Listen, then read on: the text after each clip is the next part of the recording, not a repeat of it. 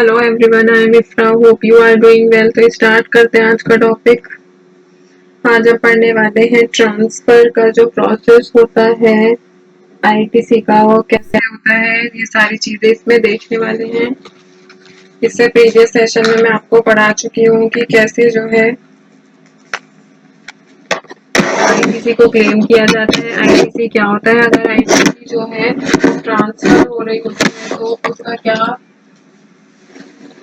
मतलब रहता है। ठीक है, transfer of input tax credit समझा दिया था।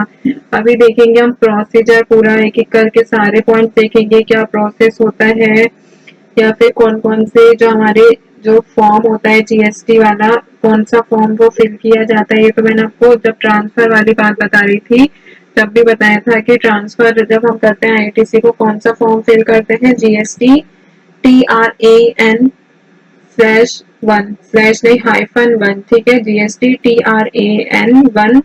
ये क्या होता है, इसमें 90 डेज का जो होता है टाइम पीरियड दिया जाता है। वहां पर मिलता है ये वाला जो जीएसटी आपका फॉर्म होगा, ये जीएसटी कॉमन पोर्टल पर ही आपको लॉग इन करने के बाद मिल जाता है। और कमिश्नर चाहे तो ये 90 डेज का जो पीरियड होता है ये एक्सटेंड भी कर सकते हैं, बट कब, अगर जीएसटी काउंसिल जो है वो क्या करेगी, रिकमेंड करती है, ठीक है, तभी, उसके इजाजत के बिना नहीं होगा। तो अभी बात करते हैं हम यहाँ पर प्रोसीजर की, डायरेक्ट अपने पॉइंट पर आते हैं और यहाँ पे नोट्स ओपन करेंगे।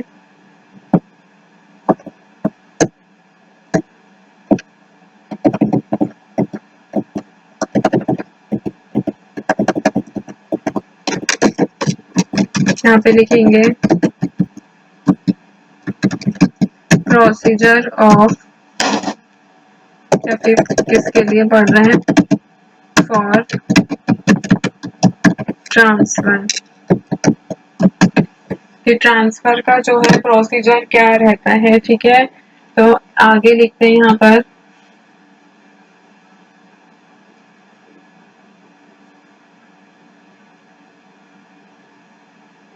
The transfer to transfer the existing ITC to GST. यहाँ पे लिखती हूँ टू पॉइंट्स की, पहले मैं आपको समझा देती हूँ। To transfer the existing ITC to GST, one needs to file the GST TRAN-1 form on the GST common portal. Common portal पे आपको मिल जाता है, अभी मैं आपको बता चुकी हूँ। और ये कैसे मिलेगा, तो इसका क्या प्रोसेस रहता है, जीएसटी TRAN-1 फॉर्म जो होता है उनको फाइल किया जाता है जीएसटी पे लॉग इन करके पोर्टल पे, और उसका जो इलेक्ट्रॉनिक फॉर्म है ये वाला फिल कर दिया जाता है, जो क्या बताता है, आगे लिख देना, this form states the tax amount और duty that needs to be claimed as ITC।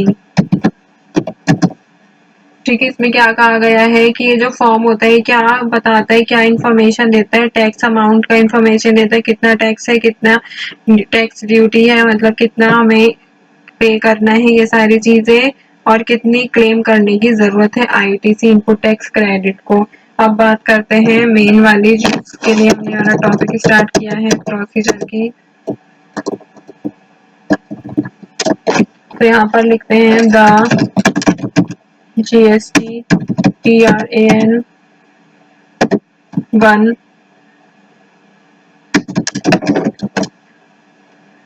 form will require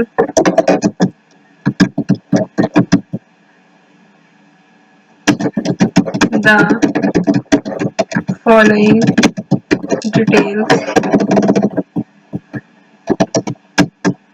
first one is taxpayer का जीएसटी आईएन नंबर होना चाहिए, ठीक है। क्या प्रोसेस रहता है जीएसटी TRAN1 फॉर्म को फिल करने के लिए, क्या रिक्वायरमेंट होती है? जीएसटी आईएन नंबर होना चाहिए टैक्स पेयर का। सेकंड क्या है? रजिस्टर्ड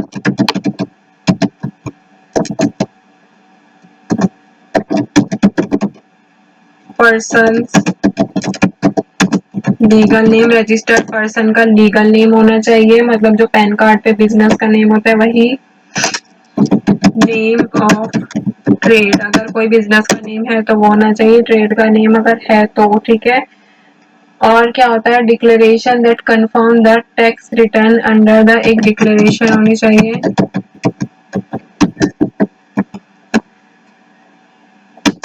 किसकी डिक्लेरेशन होने? जो कंफर्म करता है टैक्स रिटर्न को under the existing tax scheme जिसमें वो फाइल की गई होती है, ठीक है, वो डिक्लेरेशन होना चाहिए उनके पास।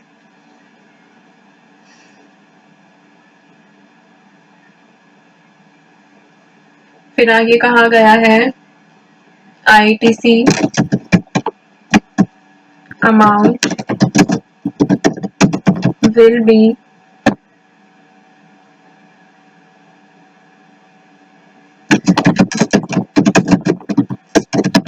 Taken forward as per filed returns under the existing tax scheme. तो इसमें क्या कहा गया है कि आईटीसी जो है, आईटीसी का अमाउंट वो आगे भेज देना चाहिए जो कि रिटर्न फाइल के अंदर एग्जिस्टिंग टैक्स स्कीम है, ठीक है। ऐसे ही और भी पॉइंट्स होते हैं, मैं आपको वर्बली बता देती हूँ, तो काफी बड़े पॉइंट्स से शॉर्ट में करके बताती हूँ, ठीक है। इंफॉर्मेशन जो होती है कैपिटल गुड्स की, वो भी क्या होती है जिसमें आईटीसी, जिसके लिए आईटीसी क्लेम नहीं किया गया होता है, वो डिटेल भी आपको रिक्वायरमेंट होती है। उसकी इंफॉर्मेशन जो होती है, आइटम जो आपके पास स्टॉक रहता है, ठीक है, स्टॉक आइटम, वो इंक्लूड क्या करता है? विद या फिर without invoice for which ITC not yet claim, जिस पर आईटीसी अभी तक क्लेम नहीं की गई है एग्जिस्टिंग टैक्स स्कीम पर, वो भी रिक्वायरमेंट होती है इस डिटेल की आपको। या फिर कोई भी इंफॉर्मेशन किसके बारे में? ट्रांसफर्ड कैनविट क्रेडिट के बारे में, किसके थ्रू? बाय पर्सन जो कि टैक्स स्कीम जो पहले एग्जिस्टिंग है उसके थ्रू, ठीक है। ऐसे ही यहाँ पे क्या होता है, या फिर लास्ट में क्या होता है कि सेल्फ डिक्लेरेशन होता है कि ये जितना भी ट्रूथ होना चाहिए, ड्यूली साइंड सिग्नेचर होने चाहिए बाय रजिस्टर्ड टैक्स पेयर के, इस पे सिग्नेचर जरूर होने चाहिए, ठीक है। फिर आता है transfer of ITC to GST is same as the present tax scheme for the business data registered under excise VAT और सर्विस टैक्स। इसका मतलब क्या है कि जब भी ट्रांसफर होता है आईटीसी का जीएसटी में, वो सेम किसकी तरह रहता है? जैसे हमारा प्रेजेंट टैक्स स्कीम है बिजनेस इसके लिए जो कि रजिस्टर्ड है अभी भी, किसके अंडर? एक्सरसाइज ड्यूटी एक्साइज में, वेट में मतलब वैल्यू एडेड टैक्स में, या फिर सर्विस टैक्स में। अभी हमारा ऐसा हो जाएगा कि बिजनेस में अगर कोई बिजनेस ट्रांसफर होता है प्रेजेंट टैक्स स्कीम से, कौन सी? जीएसटी से ट्रांसफर होता है किसमें? पहले से वो किसमें रजिस्टर्ड होता है? इन सब में, जो जो भी मैंने आपको बताया है, ठीक है। तो यहाँ पर जो है टॉपिक कंप्लीट होता है बिल्कुल ही आईटीसी से रिलेटेड, ठीक है, कि आईटीसी क्या होता है, क्या एलिजिबिलिटी रहती है, कब कौन से पर्सन या फिर कौन से बिजनेस, कौन से गुड्स, कौन से डीलर जो है वो इनएलिजिबल रहते हैं आईटीसी को क्लेम करने के लिए, क्या रिक्वायरमेंट, क्या डॉक्यूमेंट्स की रिक्वायरमेंट होती है, टाइम लिमिट क्या रहती है, कौन से ऐसे स्पेशल केसेस होते हैं जिसमें आईटीसी को क्लेम किया जा सकता है, जिसमें से हमने फर्स्ट देखा था कि आईटीसी को क्लेम कर सकते हैं जॉब वर्क पे, आईटीसी को क्लेम कर सकते हैं किसके थ्रू? इनपुट सर्विस डिस्ट्रीब्यूटर के थ्रू। फिर थर्ड देखा था आईटीसी क्लेम किया जाता है जब भी कोई बिजनेस ट्रांसफर होता है। उसी का हम आगे पढ़ रहे थे कि ट्रांसफर जो होता है वो कैसे होता है, क्या मतलब रहता है, कौन सा फॉर्म फिल किया जाता है। फिर हमने एक और देखा था कि आईटीसी को हम रिवर्स कैसे कर सकते हैं, एंड लास्ट था कि आईटीसी रिकॉन्सिलेशन, कि आईटीसी को रिकॉन्सिल कैसे कर सकते हैं। तो यहाँ से यहाँ तक सारा जो हमारा टॉपिक था ये आईटीसी से ही रिलेटेड था, काफी बड़ा हो गया।